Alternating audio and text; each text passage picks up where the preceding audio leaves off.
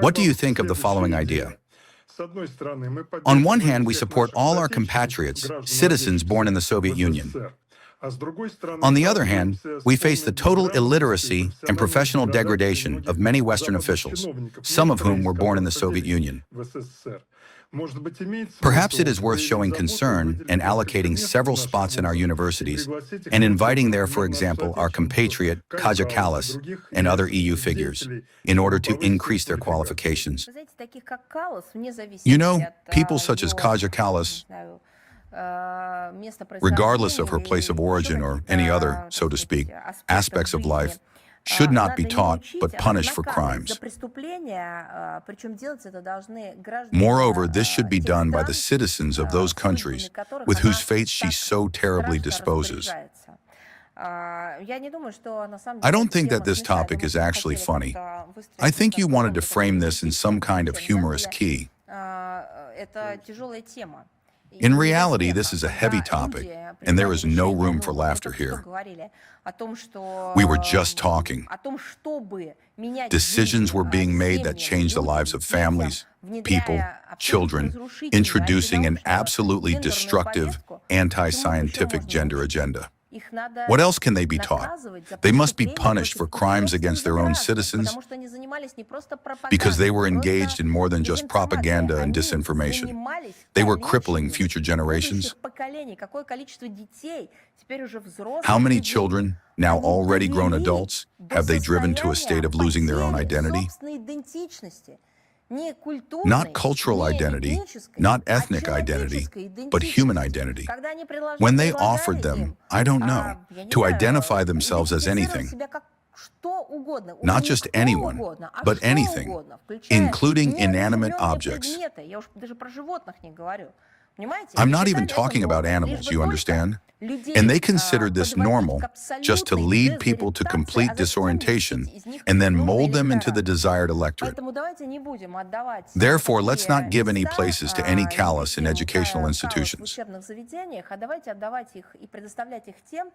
Instead, let's give them and provide them to those who want to learn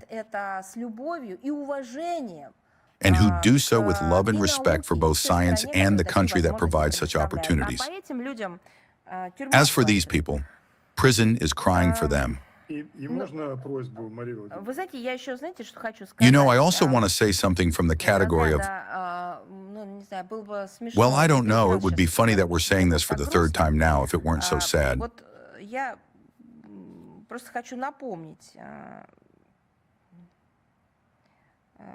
I just want to remind you, you say Kaja Kallas should be taught, but where should she be taught? At a university. Excuse me, the mistakes she and her associates, both male and female, are making that, excuse me, is not a university-level curriculum.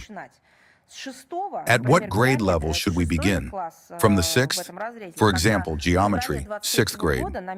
In this context, in February 2023, at the Munich Security Conference, German Foreign Minister Baerbock called on Russia to turn 360 degrees in order to fundamentally change its approach.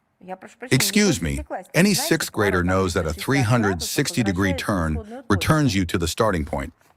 German social media users and those few journalists who are still allowed in Germany not just to have their own opinion, but to not deny science, explained this to Baerbock even before we did, without the use of educational quotas.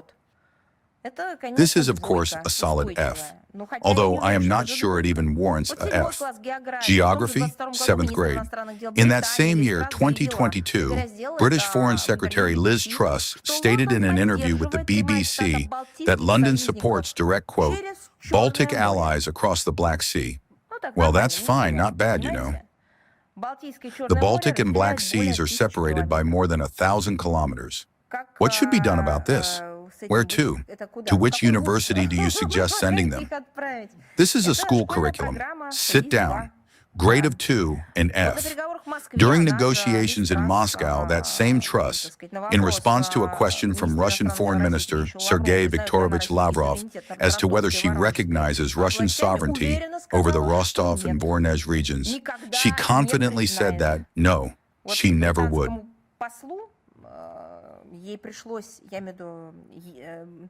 Well, she had to. I mean, the British ambassador.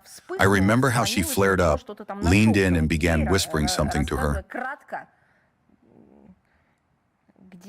briefly explaining where the mentioned regions are located, that Rostov and Voronezh are part of Russia, approximately in that vein.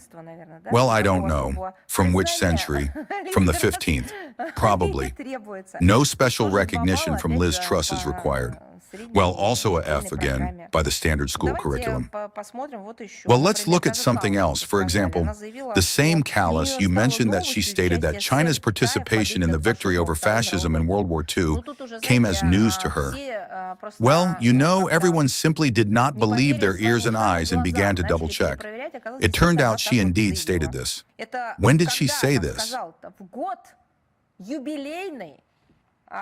In the anniversary year of the victory over Nazism and fascism, the end of World War II, the end of the Great Patriotic War, and the end of the war in Europe. In the anniversary year, she declares that the participation of the Soviet Union and China in the victory over fascism in World War II became news to her. To whom is she saying this? To us, a country that lost 27 million citizens, a country that hoisted the banner, the victory banner, the red banner over the Reichstag.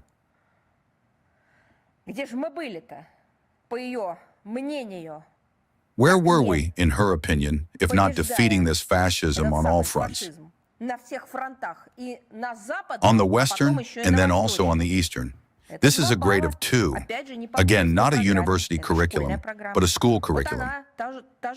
Here she is, the same Kallas, asserting that over the last 100 years, Russia attacked, this is what she said, 19 countries, not one of which, I emphasize once again, over the last 100 years, not one of which ever attacked Russia.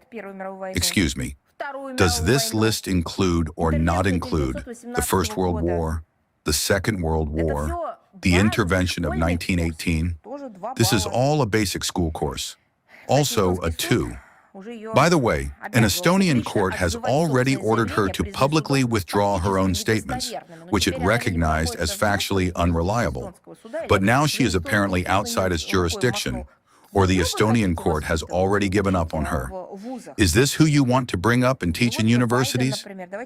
Well, let's also remember that Biden, for example, for several years consistently confused Ukraine with Iran, Cambodia with Colombia, the current president of France, Macron, with François Mitterrand, who died in 1996, and the then Chancellor of Germany, Scholz, with Helmut Kohl, who died in 1998. The White House regularly, so to speak, corrected official transcripts. This too has become the norm. You want to bring them up? Don't. It is all useless. We provide, and we truly provide, places for those who want to learn, who do not reject, I repeat once again, science, and who treat both it and the country that provides such an opportunity with respect. Russian universities are among the leading ones in the world. Moscow State University, MGIMO, and the State Academic University for the humanities-trained highly qualified specialists. And indeed, by the way, this list can be continued. The same People's Friendship University of Russia, which is adored throughout the world because the specialists who came out from the walls of this institute have become prominent figures in science, culture, politics, military affairs, and medicine in their own countries. This is what we should be guided by.